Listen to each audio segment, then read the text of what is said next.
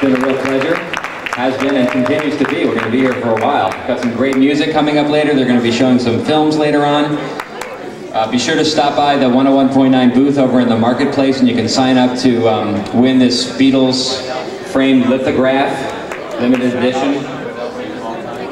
Our next guest has a serious history with the Beatles, but he had a solo career in his own right with hit singles like Nothing from Nothing and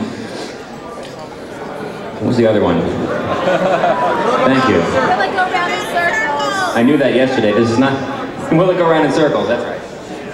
Come on, Mike. You may remember his stunning performance of a song called That's the Way God Planned It from the Bangladesh concert.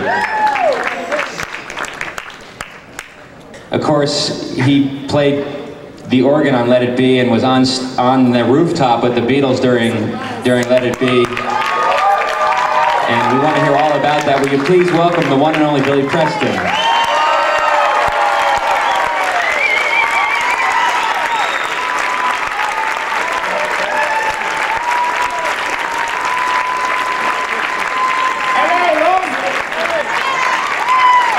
You're looking good, Billy.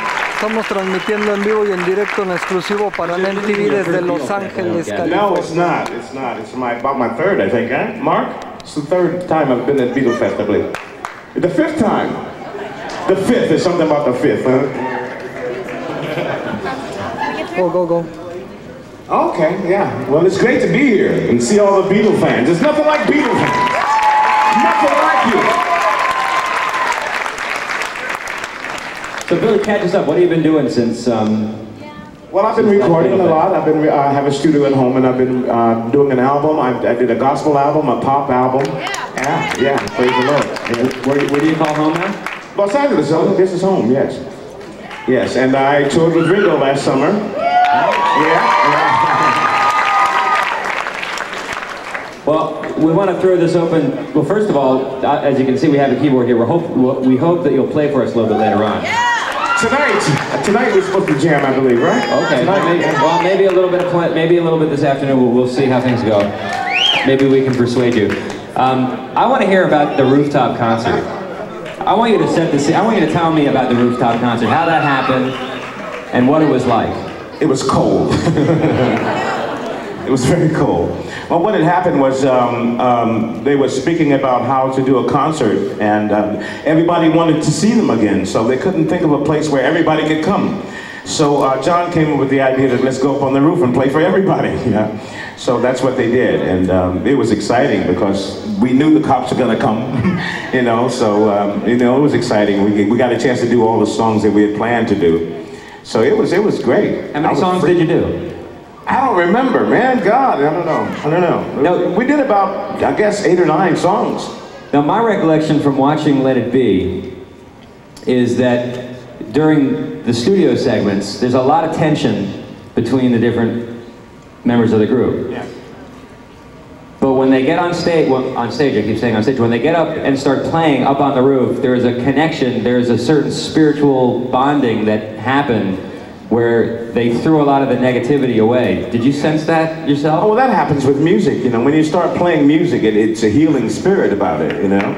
And that's what happens. I mean, they play together, they live together, so they were happy together when they were playing. It's all the other times in between that gets crazy. It was tough there during that period. Yes, it was. It really was. How about for you? Well, it was tough for me to see all the things that they were going through at that time, because you know, by me being a friend of theirs and seeing them grow in fame and see them remain the same nice guys and having to go through all the hassles that they did go through. I was sitting in the Beatles' office, you know, while we were doing it, Let It Be. And they were discussing, like, what happened to all the Beatle wallpaper? What happened to the money from all of this? What happened to this? And it kind of hurt a bit because I thought they made all that money, you know. They made a lot of money, but they did get screwed in a lot of instances, you know. So it did hurt me because I felt that if the Beatles got screwed, what about me? What's going to happen to, you know, other artists, you know? And they were the biggest. And they had a hard time in business. So, you know, as a friend, I spoke to George and I said, I'd really like to bow out of the situation. I was on Apple at the time, and I said, it'd probably be better for me to you know, leave the company so you guys can get it together, because I really want you guys to get it together, because if you get it together, then there's hope for me. So that's how it happened in those days. There will be a screening of Let It Be at 8:15 tonight, right here, right before the band Liverpool plays. I encourage you to watch it if you haven't ever seen it. It's really, you know, an intense movie, and Billy plays a big role in the film. At this point, if anybody has questions, I know a lot of you want to get, you know, get the scoop from somebody who was there. Like, we know you, remember you from last time. So you did get screwed during Let It Be? No, I didn't. Exactly what do you mean? Wait a minute. I used the wrong word.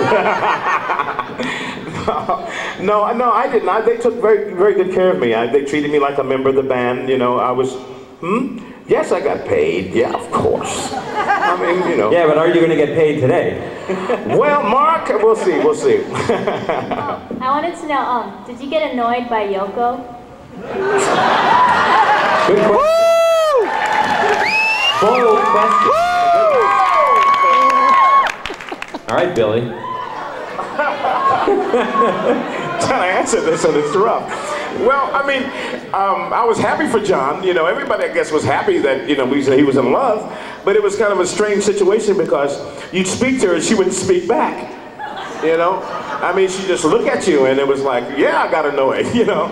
But, you know, I got used to that. Was that because she was unfriendly, or was it because, well, I don't know what it was. I don't know.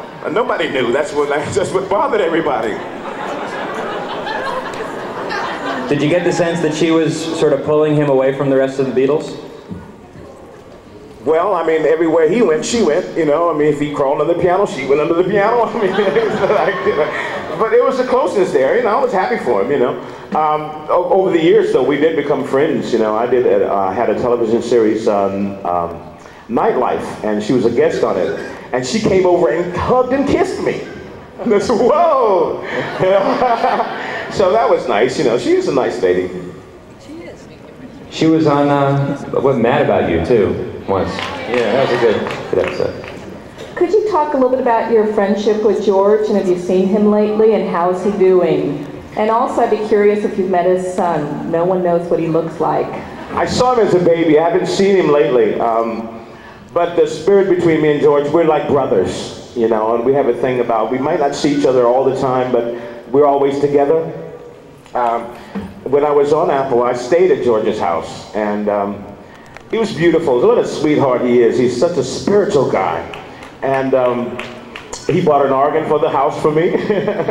And I remember one time I was at the house, and he had the Krishna people staying there. And, so I was in there playing the organ, right? And it was in their little chapel where they had their chapel thing. And one of the Krishna people came in and started chanting. I was playing a gospel song, right? And he just went on and started chanting, Hare Krishna. We had service right there, you know?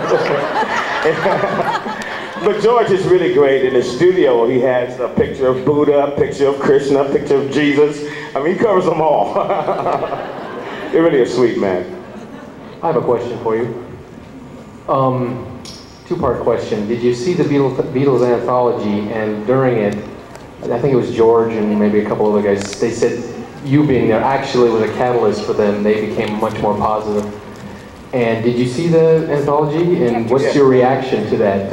Because they were the greatest band in the world. It's exciting to see the anthology because I saw some shots I hadn't seen before. I didn't know what was happening before I got there. And it was Mal Evans that told me that I was a good lift for them. That, you know, they had been in bad spirits, and then I came in and kind of pepped them up a bit. And I was glad to know that, you know. And so that's great.